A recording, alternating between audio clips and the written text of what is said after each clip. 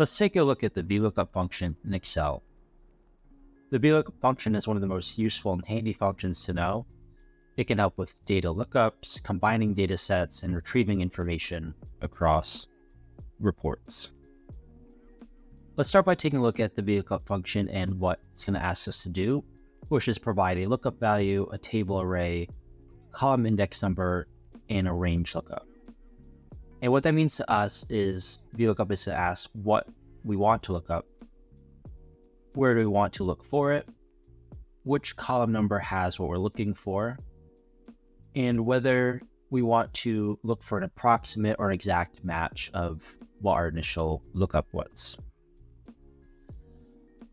Now, jumping into the data we have down below, we have some item ID, item name, category, supplier in this tab, and we have an inventory report with item ID, item name, price, quantity in stock, and inventory value. And our goal of using the VLOOKUP function is going to be to pull the price, quantity in stock, and inventory value into the columns over here so we can have all of our information in one place. And before we use the VLOOKUP function, one other important note is that we want to make sure that between our data sets, we have a common and unique join point. In that case, that'll be our item ID column, which exists within this data set and also exists within this data set. And VLOOKUP can only look from the left to the right. So it's important that this unique identifier is on the left side of our data set. For example, if the item ID column was over here, we wouldn't be able to use the VLOOKUP function looking from right to left. So a couple important things to know before jumping in. So let's see how that works in practice. So let's start by typing our VLOOKUP function. And the first thing we're going to want to look up is our item ID. And the table array is going to be our data set over here, and we'll highlight our whole table. And the column index for the first piece of information we wanted to pull over into our first tab was the price. And so in that case, the column index is going to be which column number has the price information. In this case, the VLOOKUP is going to start with item ID being our first column, item name our second, price being our third column. So we can type in 3 for our column number. And then based on our lookup value of item ID, are we looking for the approximate to that item ID number or the exact? So in this case, we can either type false or 0. And we can close our formula. And there we can see that $500 price was pulled over from this data set. Now, if we want to update our formula to make this easy when we drag it across and down, we can make a couple tweaks to the formula references here.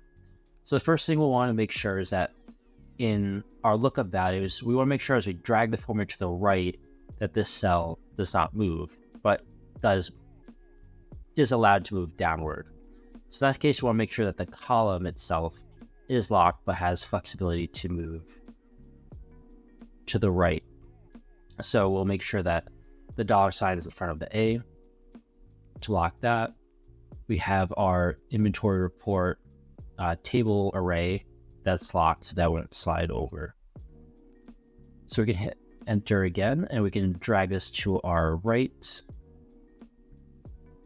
And the second thing we'll want to update, as we see that this all returns 500, is I want to make sure that we're telling the VLOOKUP function which column to look for. So in this case, we're looking for column 3.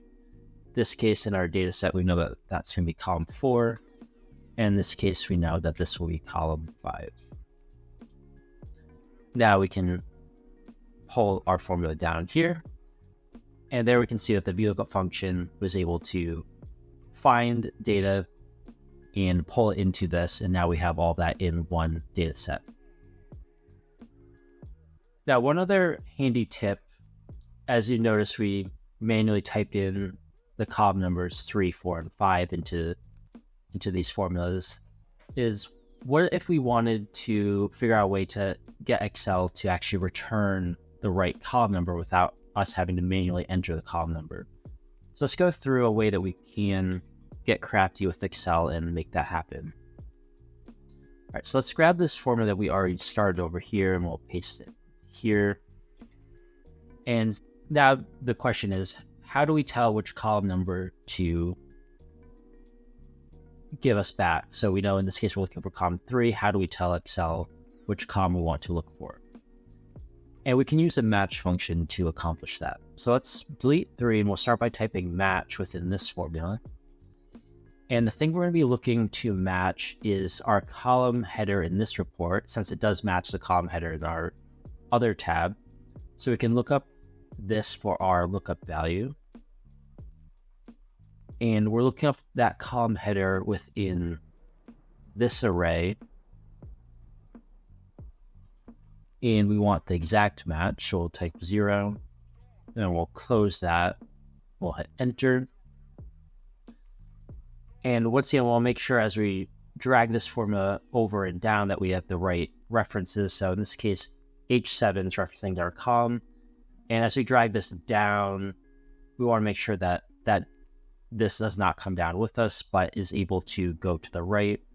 So in this case, we'll make sure that it's locked with the column having flexibility, but the row remaining locked.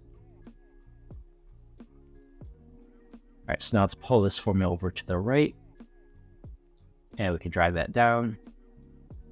And here we can see it, instead of typing in the column numbers manually, that this formula was able to look for our column headers in here and return the corresponding match of that column number within the headers over here. So that was a good example of how to use VLOOKUP, very useful formula and a more dynamic way to apply the VLOOKUP function for any data you may be working with.